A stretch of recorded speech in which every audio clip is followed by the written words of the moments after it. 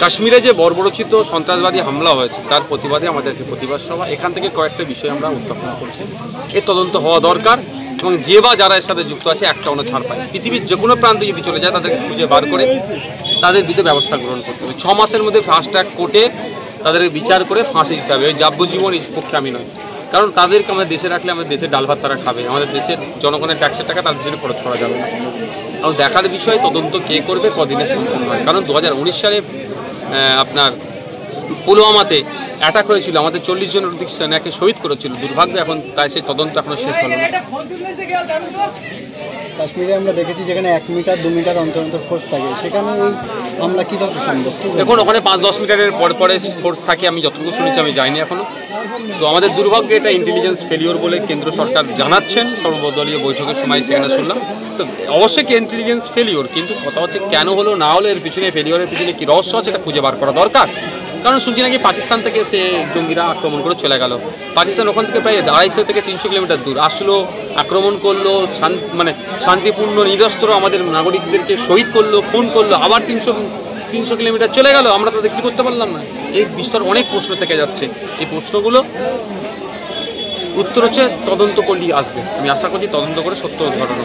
পেহেলগাম হামলার পরে দেখা যাচ্ছে যে ওয়াকফ নিয়ে যে আন্দোলন চলছিল সারা দেশ জুড়ে, সেটা একটু স্তব্ধ হয়ে যাচ্ছে। দেখুন, কে স্তব্ধ করছে বলতে পারবো না, কি কেমন করে করছে বলতে পারবো না। আমাদের ওয়াকফ আন্দোলন আমাদের গতিতে চলছে, সাথে সাথে যে বার্নিং ইস্যুগুলো আছে সেইগুলোর সাথে নিয়ে আমরা আন্দোলন করছি।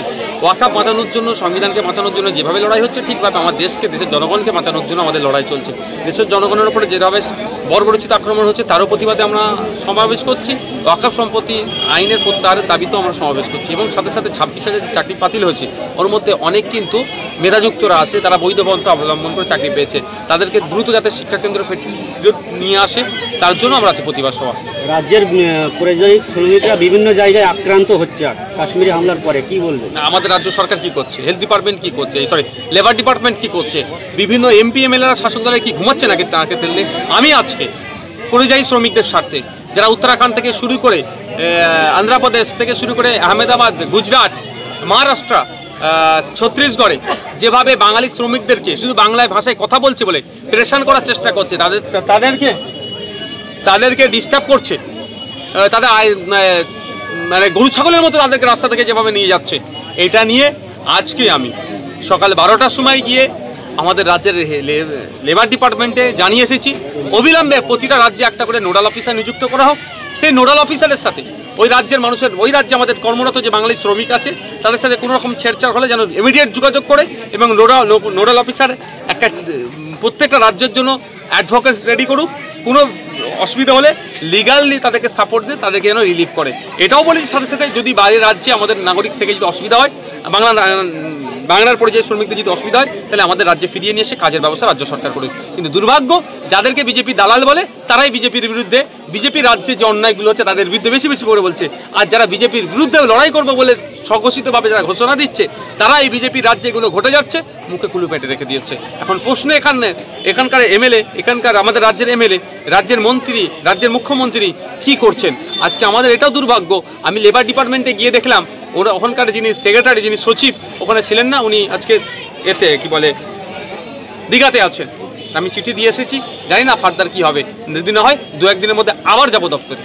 দীঘাতে মন্দির উদ্বোধন হলো, মুসলিমদের জন্য এখনো পর্যন্ত দীঘায় কোনো একটা মসজিদ বা এরকম কিছু হলো না, কি বলবে? মুসলিমদের জন্য হলো না, অনেকে বলবে, অনেক যারা খ্রিস্টান তাদের কথা বলবে, হরিচাঁদ গুরুচাঁদ ঠাকুরের যারা মাল নেওয়ালা তাদের ধর্ম, তাদের যে মন্দির তারা বলবেন, বা বিভিন্নভাবে যারা যেরকম আছে,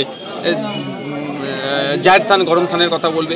তো রাষ্ট্রের দায়িত্ব নয় মন্দির মসজিদ নির্মাণ করা, রাষ্ট্রের দায়িত্ব হচ্ছে নাগরিককে তার পরিষেবা দেওয়া কীভাবে এবং মৌলিক অধিকারগুলো সুনিশ্চিত করা। কিন্তু দুর্ভাগ্য আমাদের মোদি থেকে দিদি সবাই ধর্মীয় আফিন খাইয়ে ভোট লুটার চেষ্টা করছে।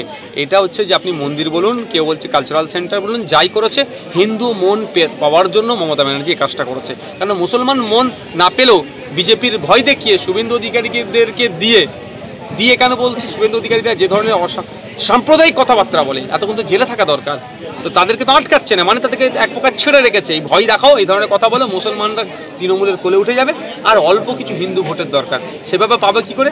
এই ধরনের হিন্দু ধর্মীয় কাজ করে হিন্দু মন পাওয়ার জন্য এই কাজ করেছে। তবে 2026 আসছে, পশ্চিমবাংলার মুসলমানরা, পশ্চিমবাংলার হিন্দুরা এই বিজয় মূলকে প্রত্যাখ্যান করবে। Thank you.